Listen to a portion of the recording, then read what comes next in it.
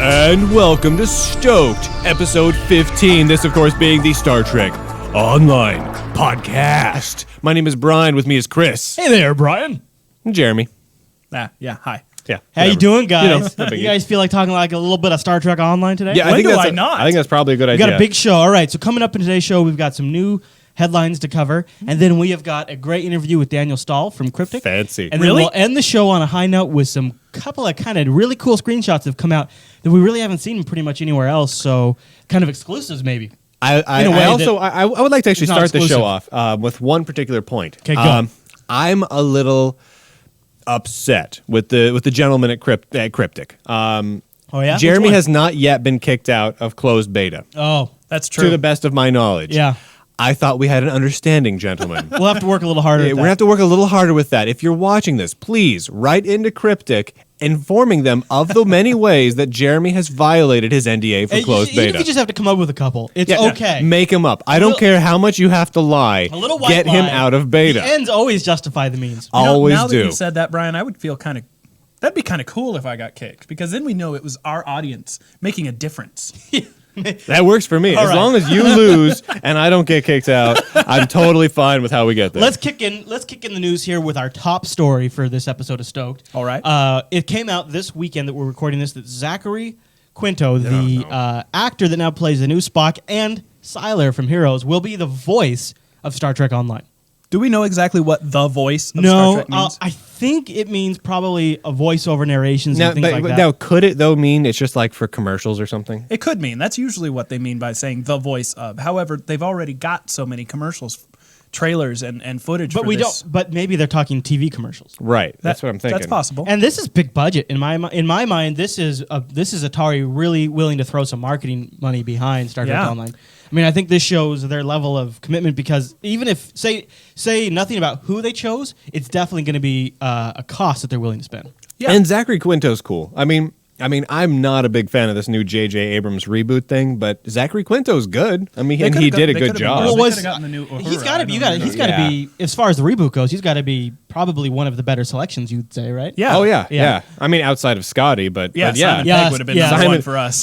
Dude, Cryptic. I bet you Simon Pegg would do this S for free. He's probably, That man is nerdy as hell. Yeah. Just he's call probably him going up. to end up playing it.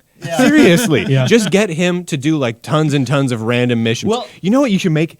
You should make him. Now I know he's Scotty in the new universe. What would be great is if you made Mud a main character. Oh, man. Somehow. I know he'd be dead by now, but make Mud revitalized, played by Simon Pegg, and be involved in somehow every scripted mission. Mud was like just suspended shows up in and talks animation. to people. Like, Yeah. You like know- somehow like he was in a sleeper pod like Khan was in. Same kind of thing. Oh, that'd be great. Like a quest. Oh, You go yeah. in and you go to like a ship and there's sleeper pods and you open one up and you expect Khan to come out. Nope, it's Harry Mudd. It's, You know, yeah, and I played will by say Simon this, Pegg. I hated Harry Mudd in the original series. Oh, I thought he was a what? waste. But- Seriously? But if he was played by Simon Pegg, I'm on board. So what didn't you like? You didn't like the fact that he was a womanizer. You didn't like the fact that he had No, something his zany. story You going didn't lines like were the just- fact that he got stuck in this underground area of this planet with I all these just- robotic androids. women? Yeah. I just thought that his storylines were weak compared to the other ones. No, in you the know what? series. But did you hear where we just said robotic women? So okay. Oh. I want to make this very, very clear, and everyone who watches Star Trek knows exactly what I'm talking about. Harry Mudd is rad. The problem with those episodes was the things that the other characters had to say and do Yeah. around Harry Mudd. Like the one with the Maybe that's robot what it women, is. they were like, in order to confuse the robots, everyone acts silly. Be in and love. So they spent like 17, 20 minutes just acting silly, and it was hard to watch. that's true. But Harry Mudd Now- was awesome the whole time. Do you guys think that there's kind of like this? What are we bringing talking about everything now? together. Zachary Quinto. Oh yeah. Now he's going to be the voice of Star Trek Online, and it was Leonard Nimoy, the Spock Prime, that introduced Star Trek Online Dude, don't at say Las Vegas. Spock Prime. The Leonard Spock. Nimoy is just Spock. That's all There's there is also- to it, dude. Also, it was kind of done. You know, they announced Zachary Quinto at the Spike Video Game Awards. It was kind of a big stage to do that. I mean, it's a real mainstream way to promote this game. I mean, it looks like, I always kind of think of Star Trek as like this geeky thing that only a certain culture kind is of a into. niche but market, off-center. Atari, I mean, I get this feeling that Atari is really going to go after the sort of mainstream public through the Video Game Awards, through TV spots with Zachary like Quinto. it. I mean, I'm thinking this is going to be a big push. I hope so. It's a good sign. Yeah. All right, let's move on. Before we get to the interview, let's cover just a couple of points of clarification. There's been details out that are. Somebody's phone is vibrating. Sorry about that. Details out now that are about. And that is the problem with not putting your phone into airport mode before you start the show. Right. A couple of details regarding the exclusive features that different pre-orders come with. We'll just go over them real quickly because I know it's a little dry, and we'll link to it in the show notes. Well, one of the great things, though, is that Cryptic now actually has a page on their site that combines Yep. them all into a single place. That is and handy. Links you to the vendors. So if you see which bonus you like, you can just go straight from there to the vendor, and bam, you got it. You got it. All right, so just a couple Damn, real you quick got ones it. is the ones a couple popular ones for people watching the show. Steam, you're going to get a chromodynamic armor, which improves critical hits and damage of energy weapons. That's Amazon, cool. you're going to get a liberated Borg bridge officer with unique nanotechnology augments, and then GameStop, you'll have an exclusive ship, the classic USS Enterprise, which is probably the best one out of all of them, I would say. And it's I don't not know. gonna What be do you get the at Best Buy? Enterprise. At Best Buy, you get the Pet Tribble or a Targ. Yeah, and that's based on which faction you go with. Yep. It sounds like. Yep. That just doesn't seem like enough to me. No, you need more with that one. Yeah, you need more with that Well, one. which Though one I do do you like guys, Pet Tribbles. Which one do you guys think you're going to get? Because I know which one I'm going for. Yeah, I did the Amazon pre-order already. Yeah, that's so what I'm gonna do as well. That's Yeah. what I'm doing. Yeah. You know, I know that we have personally been pushing the Amazon because we've got a store An affiliate. affiliate link, yeah. Yeah. But on top of that, this is the only one that I see as actually lasting to the end of the game. The rest of this is equipment that you'll probably get something better, Interesting. or Or a a ship pet. that you're going to want to upgrade. Now, I do like pets though, but I mean, But I Bridge Yeah, don't you're know. officers- probably not going to bust out the classic Enterprise down the road in the game because it's just Right. not going to have the oomph you'll need. Right. Right. But bridge officers can be trained along the way, so I really see that one lasting. That's a good point. Yeah. Now, I could see a lot of people doing the GameStop one to get that classic ship though. But it's not going to last you. No, but I still think, I mean, there's a certain coolness There's to a- it. yeah, I think big people draw. are going to do it. I almost wanted to just because, even if it's only for like a few hours. I wanted to say, well, let's roll the interview here in just a second with Daniel. But one quick mention is if you are an iPhone or an iPod Touch user, we have a STOked app in the App Store. And in there, you can download episodes right over 3G, so you don't have to be on Wi-Fi, which is nice if there's an episode that's come out while you're on the road and you want to listen to it or watch Right. it on your way home. And then also, we're going to be putting exclusive content of behind-the-scenes productions in Oh, my. that app. And you can find those over at the iTunes Music Store, and we'll have a link in the show notes for the STOked app for the iPhone and iPod Touch. That is too fancy, Chris. Absolutely. Too fancy. And you can always gift the app. A STOked application makes the perfect Christmas or Hanukkah gift. Or Hanukkah, yeah. All right. Man, you guys are so all inclusive. Let's go ahead and roll the interview with Daniel Stahl from Cryptic. All right, we're very excited because on the line with us today, we have from beautiful California, Daniel Stahl from Cryptic, and he is the producer of Star Trek Online. Daniel, welcome to the show.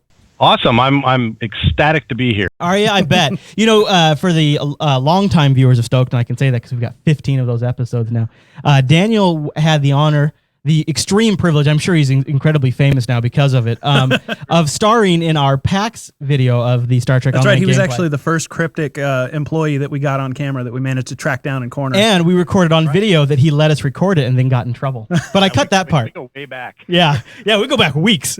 But then we messed up and called him David. Yeah, well, we're kind of jerks like that. I changed my nameplate at work. It's all good. Okay, good. They should probably go by what we say. I think that's probably fair. If you put it on the internet, it's the way it is. So we have compiled a list of questions here for you. So are you ready for the barrage of things we're going to be asking you? Absolutely. I will try and answer as few of them as possible. Okay, that's totally That's fair. the way things go. Now we'll kick off. Jeremy I want to give you guys some good information. Jeremy has spent a lot of time postulating these questions, giving lots of deep thought to them. I took 15 minutes last night and also jotted a couple of questions down. So So your questions are going to be just off the cuff then. yeah, that's usually how I roll. So Jeremy, why don't you kick off with your first question? My first Daniel. question is in regards to the Gorn. Now, the fact that the mere fact that they exist in the game indicates that there's going to be some level of character creation that will include bestial or non-basic humanoid features. So I'm wondering. You said bestial. I know. So I'm wondering if there's going to be allowances in the character creator for non-standard races like the Breen or or like like cat people, Cation or Kazenti, anything like that. So I think what you're going to see is, the Gorn are part of the Klingon Empire, and so you have to be a Klingon side to even use those character parts. So all the alien races are broken down into their factions. So, for example, Starfleet has certain alien generation pieces that are available, and Klingons have the other half of that. So when it comes to characters, you're not going to see like 5-armed, 6-leg monsters. Everything's going to be humanoid, very true to sort of Star Trek. But Star Trek is all about the face and the head, so you're going to see a lot of alien pieces available. In that vein. And the character team, now they're getting close to launch, they're like, let's get in every possible thing that they can think of, and they're just going nuts. Yeah, there was a recent article with a whole bunch of shots from the character creator that really showed that off really well. Is it correct to kind of, a couple of statements that have come out from Cryptic are kind of gleaning a certain level of confidence. The recent addition of bridges, our environmental team had a little extra time, so we went ahead and made the bridges. And now you're saying, well, the character creators, they're going ahead and they're going for it with the extra content for character creation. To me, it kind of sounds like things are probably going on a pretty good track. Yeah, in development of the game, you have certain stages that everyone needs to be sort of done. Obviously art has to be done before content can do a lot with that. So the artists are actually a little bit ahead in terms of getting things onto the disc. And so a lot of the art, which is the big files that you're going to download, we want to get as many of those onto the DVD as possible so that you don't have a big patch. So in that regard, a lot of those guys are they're moving ahead. And, I think both at launch and at 45 days, you're going to just see lots more stuff. Okay. You mentioned at 45 days. Is that an actual benchmark you guys are aiming for, like a major content push or something? Yeah, I think with any MMO, what you're looking at is there are things that you have to get done for launch, but there's all this other stuff that you've been working on that you're sort of cutting because of time.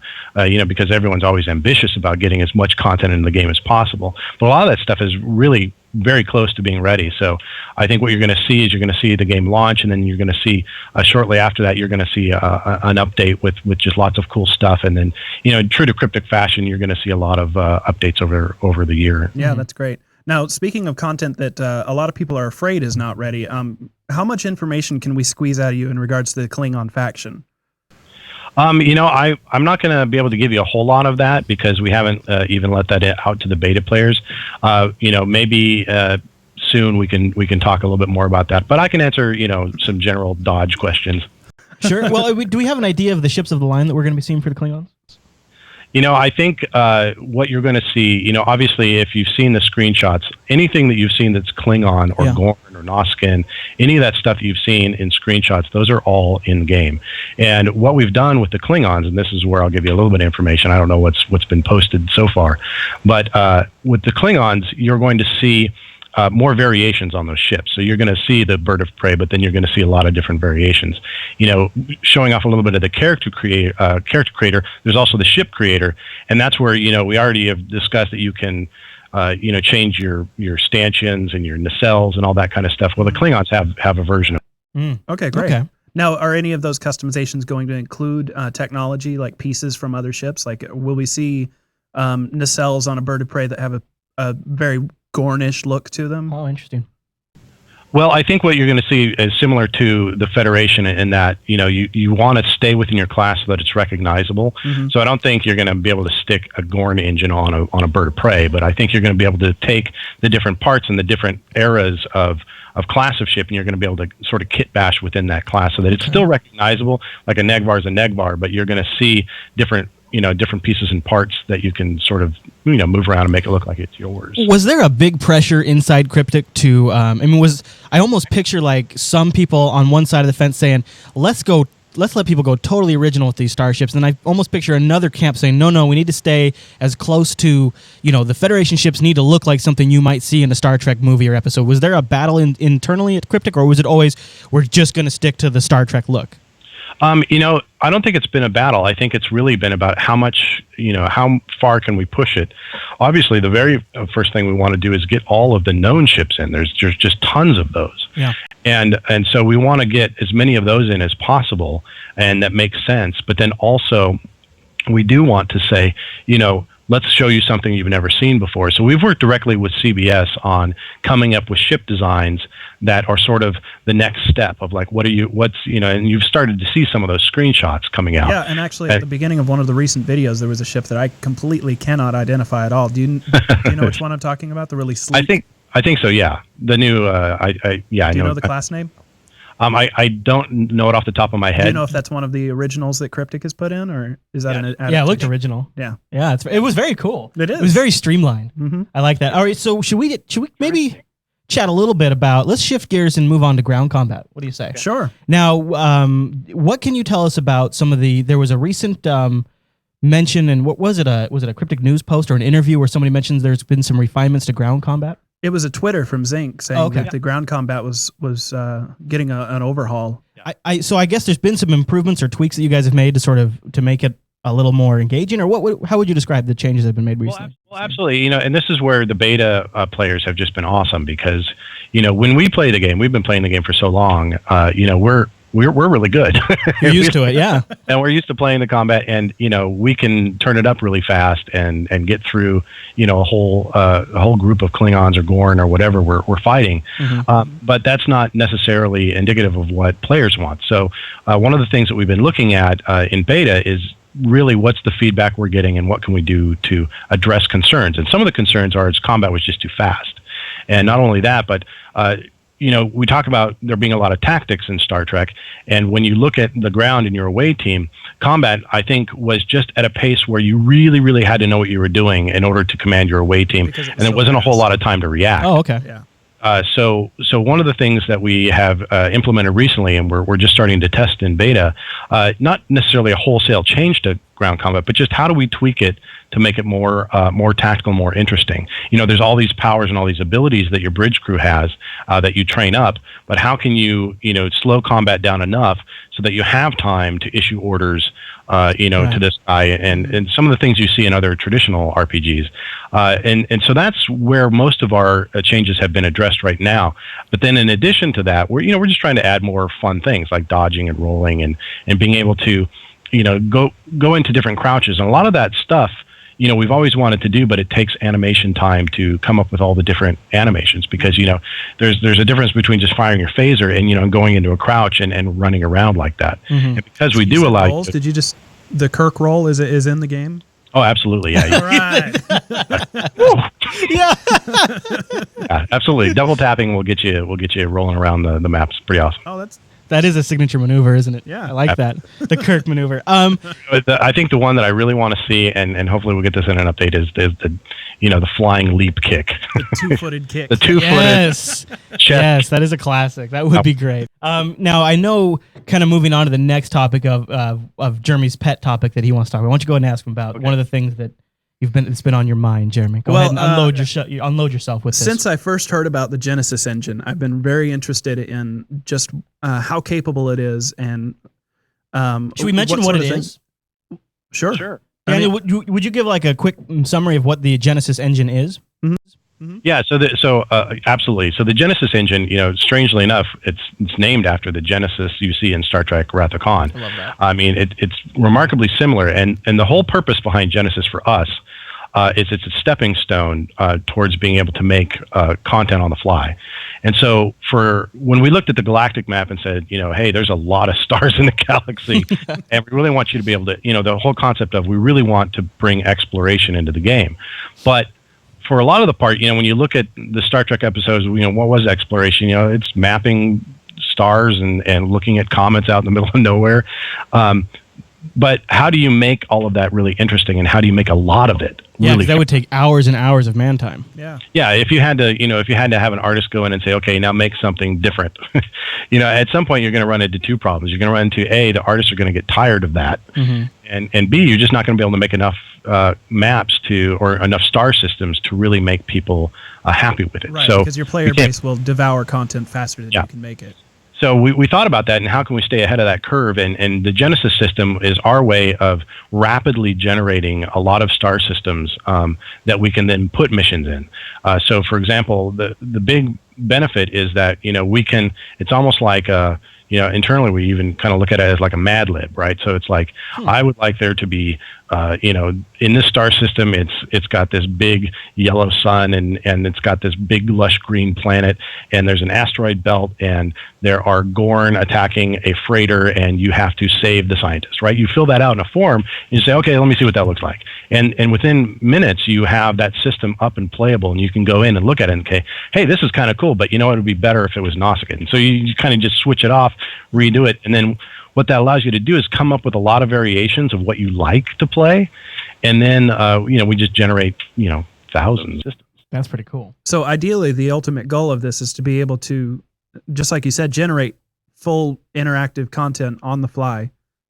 I think that's something that we've done with City of Heroes in the day with newspaper missions. I think we're trying to go a step beyond that and trying to figure out, how can we make it more interesting, because with those missions, a lot of the time, one of the biggest challenges we've had with Genesis is how do we make a multi-tiered episode out of it? How do you have part A go to part B and part C, have all meshed together so that you can have, these sort of detailed missions that are sort of generated on the fly. So that, I think that's something that we're working towards and something that we're going to continue to try and improve. Okay. Great. So is Genesis Engine something that happens on the back end and then you populate Star Trek Online with content, or is it something that actually generates something on the fly based on parameters when a player enters a system? It's really a tool for internal designers to rapidly develop, systems. So the artist, we have a huge library of assets, and it generates the map for them quickly, and they can decide, do I want to use this, yes or no? And that's really cool. Yeah. So then you get kind of best of both worlds, because if you're generating in-house, you get the efficiency that gives you, but then also someone can sit there and look at it first before it goes out to the public. Right, it has a human veto power. I like that. Yeah. That's a great use of that technology, and of course, I just love it because of the name. All right, so we had some questions that have come into our forum. A lot of people that are not big MMO players, but they're big Star Trek fans want to try out Star Trek Online. So the question is what kind of learning curve do you expect new people to an MMO type game to have to go through to play Star Trek Online? We've looked at that, and part of the draw of Star Trek Online is the fact that it is set in the Star Trek universe. And so we expect that a lot of people are simply going to see that and say, ooh, I want to make my own alien, right? I want to go fly around on a starship. So one of the things that we've done is we have taken the approach that we need to make things simple so that people can not have this huge tutorial barrier into how all the details work, right? You can't just put someone on a bridge with all the UI and all the buttons, and there's a lot of depth to Star Trek combat, and we wanted to simplify that. So you're going to see things such as a quick and easy way to do, for example, firing your phasers. You can fire all your phasers with spacebar if you want to, but for those that want the detail, you can actually map keys, you can set power levels individually. So we've staggered sort of the difficulty level to certain things so that the people that want the depth can unlock that, and they can set all their UI up the way they want. But for the average player, we just really want it to be fun to play and easy, and really we want them to have fun. So are you saying, do you mean when you say set the power level, do you mean like you could have Phaser Bank 1 be it at 80% power and Phaser Bank 2 at 100% power? It's more the different parts of your ship. So there's engines and shields and weapons and defense, and so you can actually have presets, and you can go back and forth between those. And that's actually supposed to have a pretty big role in the game, is toggling between your different power presets for attack or for speed, right? Yeah, I think the hardcore player is going to write thesis on that kind of stuff. And you're going to see websites devoted to power level presets. You're going to get mathed. Yeah. That though, you know what though? It's something you hear in Star Trek. Divert auxiliary power to the shields. I mean, that's like classic Star Trek. So it makes perfect sense to have it integrated into the Star Trek game. But you know what? On that topic, can you give us a clearer definition of what exactly the auxiliary power actually does for your ship? Yeah, absolutely. I hopefully I get this right and Al doesn't shoot me. But the auxiliary power, the way I use it, all my power is always in my weapon, so that's always sketchy when I talk about auxiliary. But auxiliary, it's done different things. We've messed around with it, but there are certain parts of your ship. You've got your weapon slots, you've got your engines, you've got your deflector dish, and shields, and they all sort of key off of different power parts. So, for example, weapons obviously draw from your weapons power. things like your deflector dish and your turn radius and certain powers that use auxiliary need higher levels of power there. So the more power you put into auxiliary, for example, certain science powers are going to work better, and basically it just ups the numbers for what they can do. So Gotcha. just like putting extra power into your weapons will probably make you hit harder, putting them into auxiliary will make your things Yeah. Yeah, thanks. be more powerful. So so let's say, and one of the But it things. also affects maneuverability. Maneuverability is one of them, yes. So auxiliary power allows you to, have a little bit better turn radius. If all your power is going away from your engines, away from auxiliary. Engines is sort of like total speed forward, but auxiliary is really that fine-tuning, turning, and banking. Oh, okay. That's great to know. I had a question kind of along the lines of power, but, one of the things we mentioned like 2 episodes ago, we covered, there was some conversation regarding, there's a crew indicator. Now, can you kind of go over the crew indicator, and is there dead crew and injured crew and no crew? How does that work?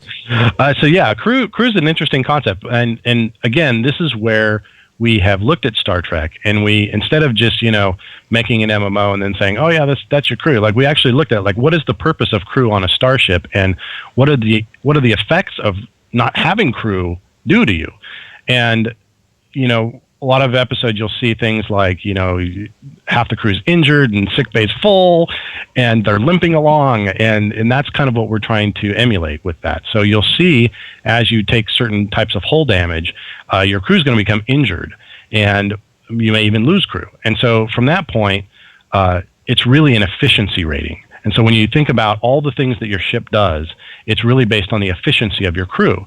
And so the more crew that you have available, the more efficient you're at. So you think if everyone's at work and no one's sick, and you're going to get a lot of efficiency out of that. Now, can we also assume that will go into being used for powers like boarding parties? And I think they've mentioned somewhere that you can use your crew to heal other ships. Yeah, so when you send shuttles, as a boarding party, you're sending crew, and so you're sacrificing a little bit of your ship's efficiency to do an effect. And in essence, in fact, I get accused of this all the time because in a team, that other team members might be sending shuttles over to ships, and if you blow up that ship, those crew are gone. Oh wow, yeah. And so I've been accused of being a little bit aggressive and taking out, friendly fire. I mean, I like the idea of maybe coming across the Klingon shuttle or something and blowing that up, and just the satisfaction. Absolutely. Can you do that? Can you target the incoming shuttles? Yeah, absolutely. I love that. Awesome. I just like the idea of take that Klingons. Now you're just a little less efficient, jerks. Especially, the worst thing is, you send out some shuttles and then someone does a huge AOE photon spread and you're like, oh, there goes half the crew. Yeah, oh man. Or a warp core breach or something like that. Going into I've made a lot of comments on STOked about how I feel like I come across little things that just perfectly fit in the Star Trek universe. Like if I was to travel in time 30 years in the future and turn on a Star Trek episode, that's what they would have. And I wondered, did going into this, did Cryptic just launch a massive research project and go identify all the little different Star Trek bits and say, okay, we can use this in game, we can use this, or was there just a built-in just knowledge set of Star Trek when they started on the game? I mean, an example would be we just saw a trailer for Starbase 24 came out, and Starbase 24 involves a Klingon battle, and in Star Trek, the TV show and movie, Starbase 24 is in the Khitomer section where the Federation and the Klingons signed the Khitomer Accords. So it fits perfectly that there be a Klingon battle at where the Federation and the Klingons signed the Khitomer Accord in Star Trek 6. So I'm wondering, is that just one of these really lucky things that somebody just happened to know, or was there a huge amount of research that you guys undertook to get this stuff right? Great question. And in terms of how much research did we do when we were making the content of the game, I think you're going to be happily surprised that we did a lot of research and we look at the internet constantly. And that's the wonderful thing about Star Trek that I love is you can look up anything. Yeah. It's got its own Wikipedia for it does. all intents and purposes. So not only do you have reference shots of just about everything, but there's also just a tremendous amount of information that's been posted online. And so when making our content, we actually look at what's in the sector, what's nearby, who the antagonists are, what would make sense. And even some of the storylines that you're going to see in episodes are directly related to what should be going on in that sector. So it's not like we said, okay, we're going to make a Klingon zone and, just, hey, we got a starbase battle. What should that be named? No, it was very deliberate. I like it. I mean, it's awesome because it's little gems like that I know when I'm coming across in the game, and it'll click, and I'll just be like, oh, that's awesome. And just like you were saying, if you just named the Klingon battle whatever you wanted, it wouldn't matter to most normal MMO players, but the Star Trek fans, it's a little nod, really, will notice and will appreciate it. So you don't lose anything by doing the extra research. Now let's talk a little bit about keeping in line with all. You mentioned all the stuff that's online. There's Memory Alpha and all this stuff. Do you think, in your opinion, is Cryptic as a company ready to be integrated into this? I don't know if I want to call it a community, but let's just say rabid, diseased fan base, insane zombie fan base that is Star Trek. I mean, you've got the conventions. You have one-off guest appearance actors who now get to go to conventions for 30 years. I mean, is Cryptic, internally, is the company prepared to be involved in this space? Absolutely. We love it. We're already at the convention, so we're honored to be part of that. And really, ultimately, there's been a lot of fiction that's come out about Star Trek, and there's been a lot of books and just whatever you want to, look up. There's a lot of information. And when you're talking about adding to that universe, it's really up to the fans as to what they accept.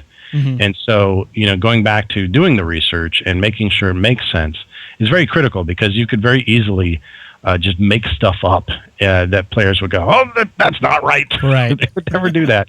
And really, the more research and the more you stay true to what's known, the more accepted it becomes. And so that's kind of what we're hoping. And it's really just up to the fans and the players to make that decision. And we just hope that they approve of what we've done. Do you think that initial the infusion to the game is going to be primarily the fan base, and do you think that could make or break the overall long-term success of the game, or is there sort of a master plan to branch beyond the Star Trek fan base? Because I know you could almost probably say the majority of a Star Trek fan base came on that would play the game, and they had something good to say. That is going to spread virally right there, and that would almost be your own marketing campaign. Yeah.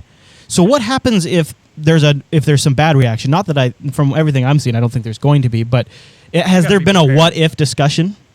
No, there really hasn't. If anything, what we're constantly struggling with is the fact that, this is a game that has video specs, and you have to have a certain amount of hardware. Yeah.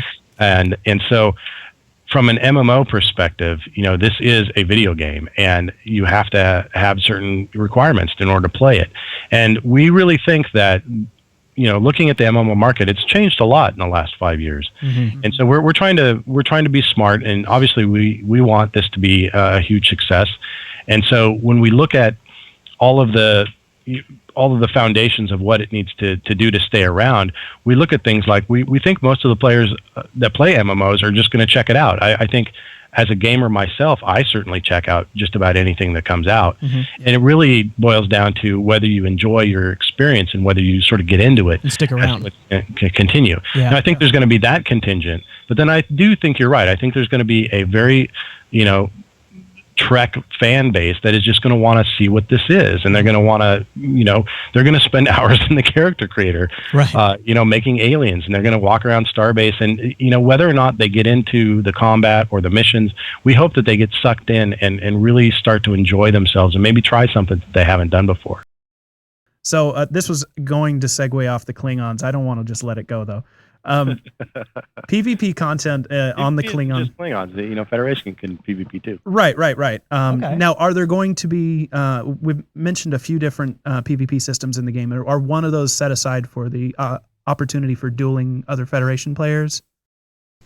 Yeah. So I think what the reason why we haven't talked a whole lot of PvP is because we're still working out all of our queue system tech. We're just trying to make it work internally. We have a lot of internal playtests for PvP. Mm-hmm. And so in terms of the different types, one of the things that we're really trying to focus on is making sure that you have the ability to play the kind of PvP that you like to play. And so making a robust queue system, anyone can just, set your faction and say, you're the enemy, you guys can fight.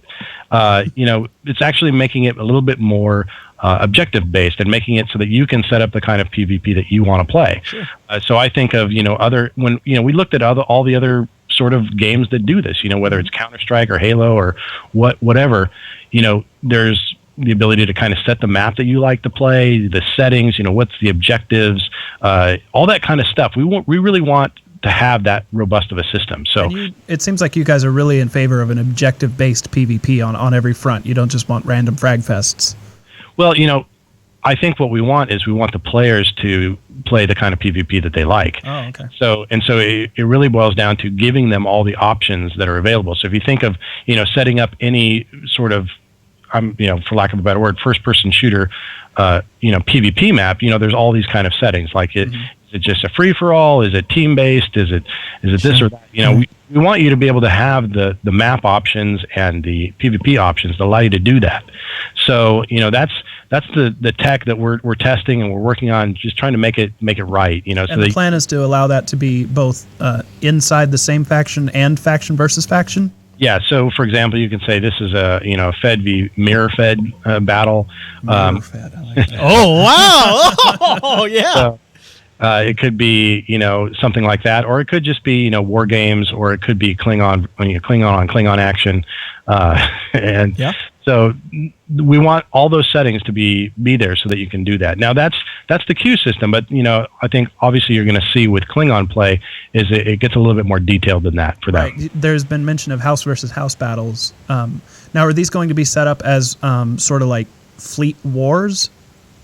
I can't give a whole lot of details on that because I think they're still working out a lot of those details. It's coming soon to beta, and we're going to get some beta feedback on how it actually works because we want it to be true to what players want. Okay. I think what you're going to see is that for the Klingons, they have to progress through this system. That's how they level up. And so it's going to be a little bit different. You can't just tell a Klingon, your objective is to go explore the galaxy and bring back, meet new cultures. That's not right. Not really on top on their priority list. Yeah. They're like, oh, you rescued some hostages. Here, rank up. No, they have a completely different objective system. And so will there be options to explore some of that PvE content on the Klingon side, or will it be very primarily focused on primarily PvP? You have to shoot things in order to level up as a Klingon. All right, that's cool though. I mean, that makes sense. That fits well with that type of character. So, but that means that there's no like on the Federation side, we know that we've got seasons of content with episodic content thrown in there. That's not something that we're going to be seeing on the Klingon side of things. I think we're looking at making it really just based on PvP right now. All right. Okay. Now, does that introduce any fears about this being compared to things like Lord of the Rings Online has a version called Monster Play? Yeah. Which is just basically after you reach a certain point in your advancement, you're allowed to roll up a monster, and it's just solid PvP content all the way. Is it going to be more than that on the Klingon side, or is that a pretty accurate?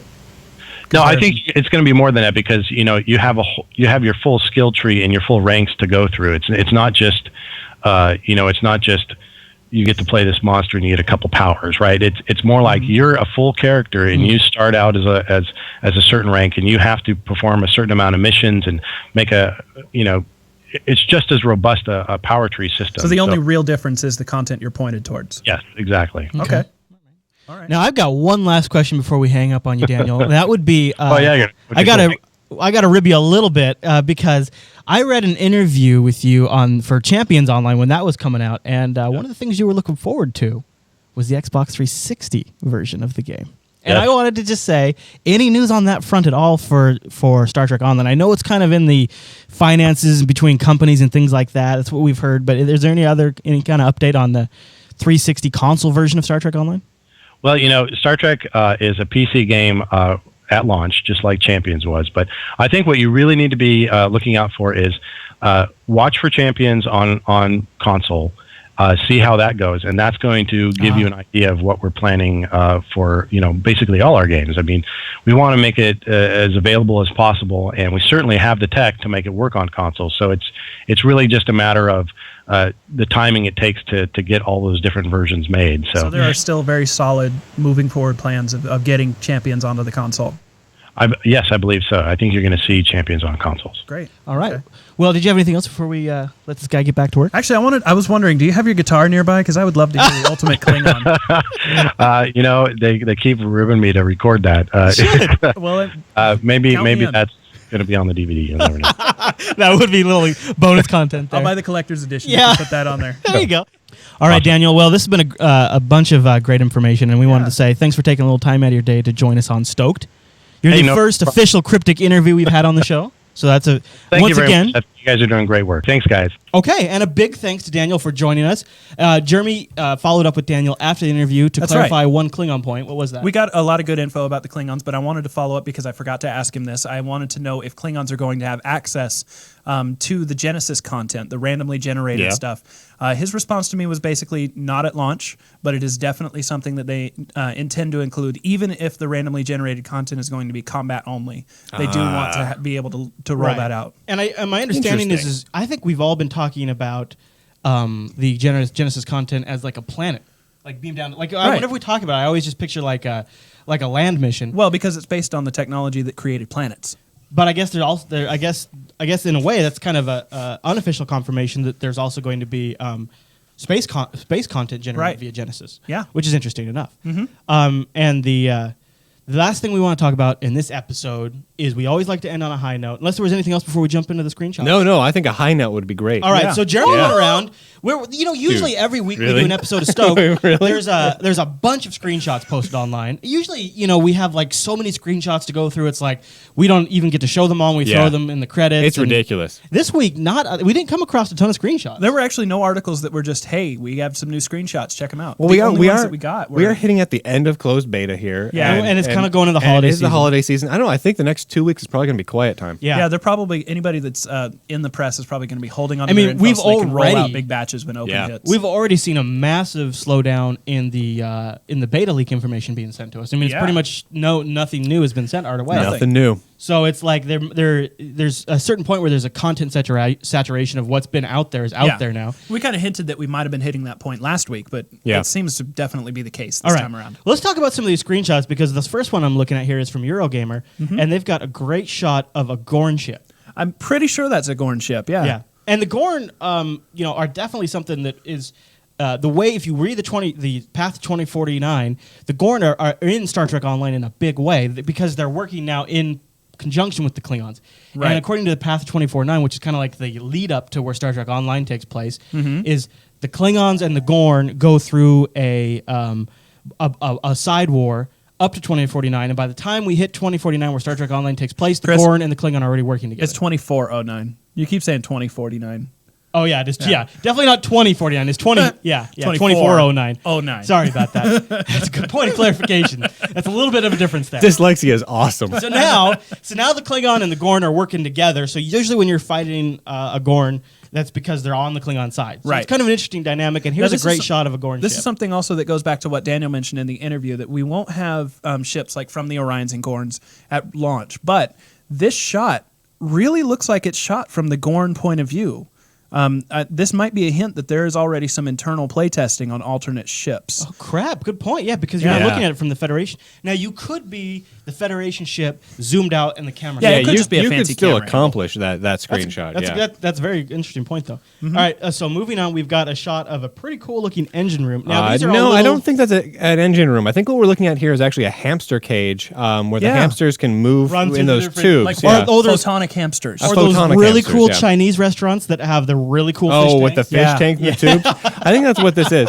And now, we've talked about this in the past. There's always an aquarium or something aboard a big ship, right? Right. So absolutely. I think this is space hamsters. Yeah, and you know what? Who's to say what the different the fish out in space need? That could be space hamsters that need some sort of special thing, or special space fish. It could. Let me ask you guys. Space hamsters might need something different. If you were a totally awesome space fish and you had the option of having like incandescent like purple water or just normal stupid water, you go for the purple water. Hands down. Yeah, absolutely. Now I'll have to apologize because these are not full resolution images a lot of times when they do a big screenshot push to the different news outlets, they're usually like HD resolution. Yeah. These are a little Yeah. smaller, so they might be a little fuzzy, but they're still. I mean, they're just They're still great good shots. looking images. Now, this shot, what website is this? Juice? It's French. I don't know how to Jules? Jules. Jules online. Jules. You online.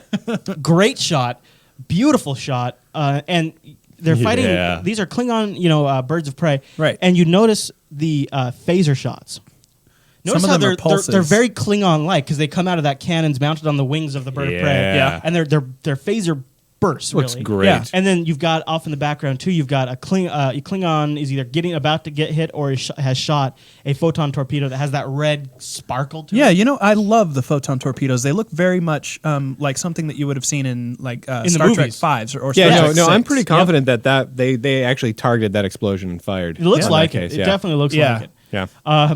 Right. Now, the next shot is a great interior shot. We haven't been able to show a lot of interior shots.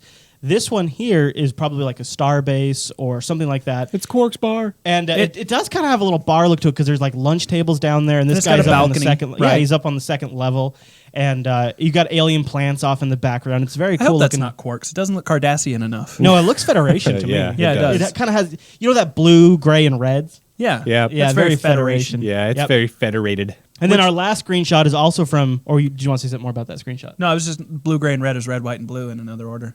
Whoa! If you think about it. Whoa! Whoa. America. Is that- wait, you is that guys. color math? America. That might be color math. All right. All right, our last screenshot here is a Sovereign class. And it's I don't even know what kind of, maybe Borg, maybe some sort of modified Borg ship. I mean, whenever I see green, I jump to Borg, but that's I know that That's like the green program. is a common color of both the Gorn and the Orion as Yeah. well, though. So it's hard to tell. maybe really. it is Orion. People or like their something. green. Yeah, Yeah, glowing green is always cool. yeah, like neon green. I think it's means the bad shiznit. guys. Yeah. And you notice the planet Bad here in the guys. background. That's a planet, and you've got those structures on the surface of the planet. I love that attention to detail Yeah. where there's like some sort of buildings down there. It's very cool looking. Yeah, it's very Civilization. cool. All right, guys. Well, that's all the screenshots we have because That's it. It's been a That's light all week, there so was. just a quick dose of it. Just There a might have little been doodad. another screenshot or two within the articles that we'll link in our show notes. Yep. Yeah. Check Yep. them out. There Yeah. might be something cool in there. That In we fact, might there have missed. actually are a couple, but they're nothing so new that we thought we should show. But Right. if you just got to get all more the beauty screenshots. shots and yeah. If I know there's people out there that are sitting around waiting for their closed beta invite or just waiting for the open beta, they're trying to consume all of the visual stuff they can, and there's more in those show notes. So Yeah. there you have it. All right, well, does that wrap up this episode of Stoked? Probably. I'm done. Well Yeah, done, that's gentlemen. all I got. All right, well, thanks everybody so much for watching this episode of Stoked. Just a reminder, it comes out every Tuesday over at JupiterBroadcasting.com, and you can subscribe to our RSS feeds over there at Jupiter Broadcasting to get this show weekly in various different formats that you might want to enjoy it when it comes out. How very You want fancy. to tell them how to get in touch with us? No. Oh, yes, you can No, email not us really. tips at JupiterBroadcasting.com Oh, yeah. for some tips related to Star Trek Online. Or if you'd like to interact with the community, head over to JupiterColony.com. That's a forum. It's a forum. There's a section in there just for Stoked. Yeah. How fancy is that? All right, guys, we'll see everybody I love the internet. next week. All right. Ciao. Later.